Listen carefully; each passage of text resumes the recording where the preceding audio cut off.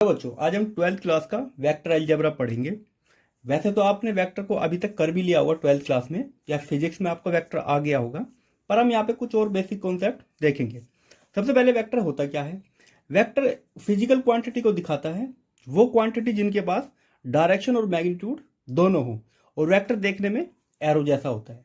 जो physical quantity जिनके पास direction का एक सिग्निफिकेंट है, डायरेक्शन उनके साथ अटैच है, उन फिजिकल क्वांटिटी को हम डायरेक्शन से दिखाते हैं। जैसे मैं कहता हूं कि इस तरफ फोर्स लगा हुआ है, एक बॉडी के ऊपर इस डायरेक्शन में फोर्स लगा हुआ है, तो उसके साथ डायरेक्शन हमेशा रहती है। पर कुछ फिजिकल क्वांटिटी ऐसी होती है जिनके लिए डायरेक्शन कोई मतलब नहीं रखती है, जैसे टेम्परेचर हो गया, मास हो गया, ठीक है, या डिस्टेंस हो गई। कुछ ऐसी फिजिकल क्वांटिटी जिनके लिए डायरेक्शन कोई वैल्यूएबल नहीं है, डायरेक्शन का कोई उनके लिए मतलब नहीं है, ऐसी क्वांटिटी को हम स्केलर कहते हैं।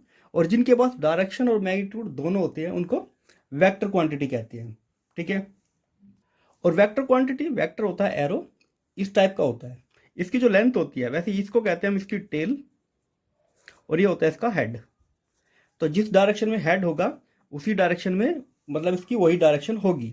और इसकी जो टोटल लेंथ है, ये जो लेंथ है यहाँ से लेके यहाँ तक, ये इसका मैग्नीट्यूड होता है। मैग्नीट्यूड को कैसे दिखाते हैं?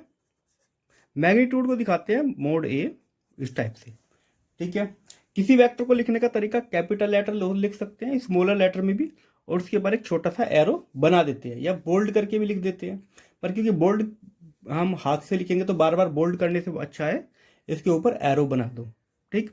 अब मान लेते एक पॉइंट यहाँ पे है, आपको इस पॉइंट तक पहुंचना है, तो इसका पोजीशन वेक्टर क्या होगा? इस पॉइंट से इस पॉइंट पे हम एक एरो यहाँ पे ड्रॉ करेंगे। तो ये जो ओ ए बना है हमारे पास, ये पोजीशन वेक्टर है। क्या है ये? पोजीशन वेक्टर, जो इस पॉइंट की पोजीशन को बता रहा है।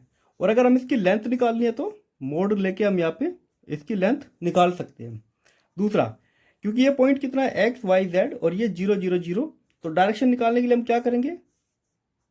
X minus 0, y minus 0 plus z minus 0, ये तीनों ही अंडर रूट के अंदर है। क्योंकि यहाँ पे 0 था, तो ओ ए का जो मैग्नीट्यूड आएगा वो आएगा अंडर रूट में x square plus y square plus के जेड स्क्वायर। तो ये इसकी लेंथ हो गई, ऐसे हम कैलकुलेट कर सकते हैं। और किसी पॉइंट की पोजीशन को हम कोसाइन की फॉर्म में, डायरेक्शन कोसाइन की फॉर्म में दिखा सकते हैं। कैसे? मान लेते एक पॉइंट है यहाँ पे पी, और हम, ये हमारा ओरिजिन है, ये जो पॉइंट है इसका पोजीशन वेक्टर हमने ओपी बना दिया है, या इसको हमने आर नाम भी दिया है। अब ये अल्फा एंगल बनाता है एक्स एक्सिस के साथ, वाई के साथ बीटा, और जेड के साथ गामा। अगर हम इसको कोस के एंगल की फॉर्म में दिखाना है तो उसको कहते हैं डायरेक्शन कोसाइन। तो उसको कहते हैं हम डायरेक्शन कोसाइन। लिखने का तरीका, एल, एल को पढ़ते हैं हम कोस एल्फा। कोस एल्फा क्या होगा? अगर यहाँ पे लिखेंगे तो एक्स डिवाइड बाय आर, ठीक है। वहीं अगर हम दूसरा लिखे एम, ये होता है कोस बीटा। कोस बीटा को लिखते हैं वाई डिवाइड बाय आर। और तीसरा होता है एन, इसको कहते हैं कोस गामा, मतलब कि जेड डिवाइड बाय आर। तो एल एम एन ये तीनों ही क्या है? Direction cosine. इस टाइप से इसको लिखते हैं शॉर्ट की फॉर्म में, डायरेक्शन कोसाइंस, ठीक है। एक और ये चीज याद रखना, अगर हम तीनों को एल एम और एन इनका स्क्वायर करके ऐड करेंगे प्लस एन स्क्वायर, तो हमको 1 मिलता है, ठीक है। वैसे इसका यूज तो काफी कम है, वेक्टर के बारे में आपको ज्यादा पढ़ना पड़ेगा। तो वेक्टर क्या होता है? एक एरो ही होता है, जिस तरफ इसका हेड होता है उसी तरफ ये उस क्वांटिटी की डायरेक्शन बताते हैं। मान लेते कोई चीज इस तरफ जा रही है, उसकी वेलोसिटी इस डायरेक्शन में है, तो ये डायरेक्शन ही बताएगा उसकी, और इसका जो मैग्नीट्यूड है वो इसकी लेंथ को बताता है। इसको डबल कर दोगे तो इसका मतलब उस फिजिकल क्वांटिटी का मैग्नीट्यूड डबल हो गया है। ये हम वैसे आगे करेंगे जब हम एक्सरसाइज के क्वेश्चन करेंगे, ठीक है। तो ये था डायरेक्शन कोसाइन, और ये था इसका पोजीशन वेक्टर। अब देखो बच्चों, पहले देख लेते हैं कितने टाइप के वेक्टर होते हैं। वेक्टर के कुछ टाइप्स होते हैं। पहला होता है जीरो वेक्टर। जीरो वेक्टर का मतलब जिसका मैग्नीट्यूड 0 है, एक पॉइंट हो गया, इसकी डायरेक्शन ही क्या होगी जब इस पॉइंट का मैग्नीट्यूड ही 0 है, ठीक है। एक होता है यूनिट वेक्टर, जिसका मैग्नीट्यूड 1 होता है, मतलब इसकी जो लेंथ है वो 1 यूनिट है। 1 सेंटीमीटर भी हो सकती है, अगर मीटर में ले रहे हैं तो 1 मीटर भी हो सकती है, वो डिपेंड करता है हम इसको कहाँ पे यूज कर रहे हैं।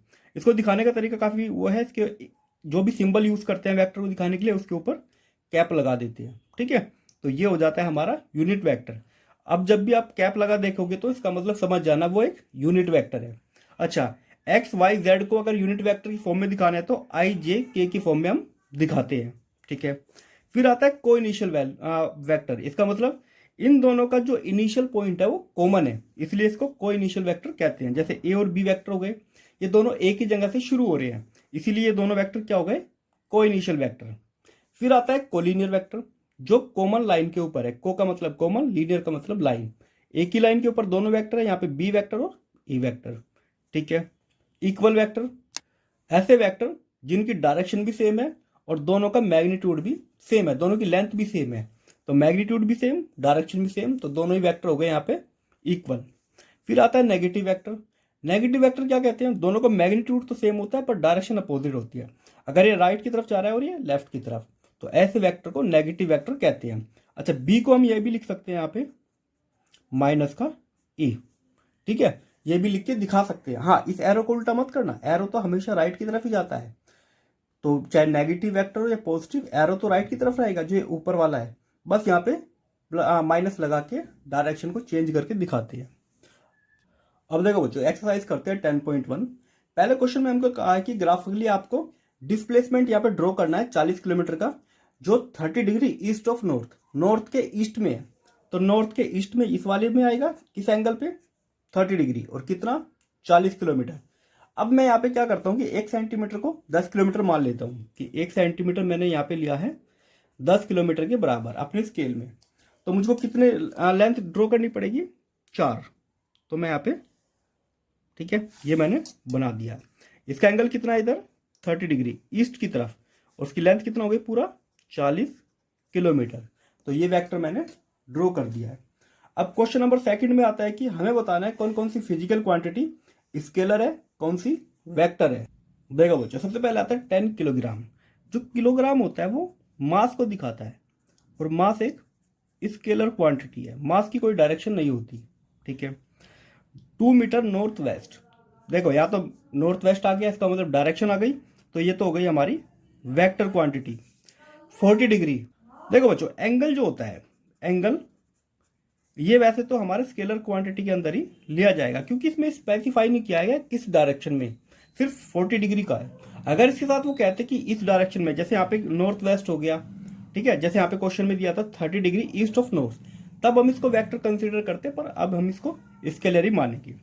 40 वोल्ट, वोल्ट हमको किसको बताता है, पावर को, और पावर हमारे यहाँ पे स्केलर क्वांटिटी होती है। ठीक है, पावर, एनर्जी और वर्क, ये तीनों ही हमारी स्केलर क्वांटिटी है।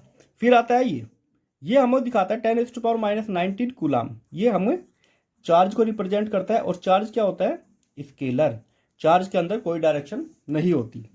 अच्छा, ये हमको दिखाता है एक्सेलरेशन, और एक्सेलरेशन क्या होता है, वेक्टर क्वांटिटी। एक्सेलरेशन की एक पर्टिकुलर डायरेक्शन होती है, अगर वेलोसिटी के सेम डायरेक्शन में है तो स्पीड बढ़ती है, अपोजिट डायरेक्शन में है तो स्पीड कम होती है, जिसको हम रिटार्डेशन कहते हैं। अब आते हैं क्वेश्चन थर्ड पे, टाइम पीरियड। टाइम तो हमारा स्केलर होता ही है, तो सबको ही पता है। फिर आता है डिस्टेंस, डिस्टेंस भी हमारा स्केलर ही होता है, डिस्टेंस की कोई डायरेक्शन नहीं होती। डिस्टेंस बेसिकली 2 पॉइंट के बीच की पाथ लेंथ को बताता है कि 2 पॉइंट कितना दूर है। फोर्स, फोर्स तो किसी न किसी पर्टिकुलर डायरेक्शन में लगता है, तो ये वेक्टर हो गया। वेलोसिटी, वेलोसिटी भी वेक्टर क्वांटिटी है। ठीक है, क्योंकि वेलोसिटी एसोसिएटेड डिस्प्लेसमेंट से, और डिस्प्लेस हमेशा एक पर्टिकुलर डायरेक्शन में होता है। फिर आता है work done, work done energy ही होता है, तो ये हमारा स्केलर क्वांटिटी है। ठीक है, तो वर्क डन या एनर्जी की कोई डायरेक्शन नहीं होती। आते हैं क्वेश्चन नंबर 4 पे। एक हमारे पास ऐसे 4 वेक्टर दिए हुए हैं, ए, बी, सी और फिर ऊपर से डी। हमें बताना है ये जो 3 क्वेश्चन दिए हुए हैं कौन कौन से पेयर इस चीज को मैच करते हैं। को इनिशियल वेक्टर, ऐसे वेक्टर जो कॉमन पॉइंट से शुरू हो रहे हैं, तो ए और डी ये यहां से शुरू हो रहे हैं, इसका मतलब vector A and vector D are को इनिशियल वेक्टर। फिर बात करते हैं इक्वल वेक्टर की, कौन से 2 वेक्टर इक्वल हैं। अच्छा देखो, यहाँ पे दोनों की डायरेक्शन सेम है, बी और डी, और दोनों का मैग्नीट्यूड भी सेम है, तो vector B and vector D are equal vector. बात करते हैं कोलिनियर की बट नॉट इक्वल, तो ए और सी डायरेक्शन इसकी लेफ्ट में है, इसकी राइट में है, तो ए एंड सी। ये नेगेटिव वेक्टर है, डायरेक्शन दोनों की अलग अलग है, पर क्योंकि इनका मैग्नीट्यूड सेम है तो इनको कोलिनियर मान सकते हैं। ठीक है, इस एक्सरसाइज में था इतना ही। आगे चलते हैं, हम अगले एक्सरसाइज में करेंगे एडिशन ऑफ वेक्टर। इंपॉर्टेंट है, मिलते हैं अगली वीडियो में।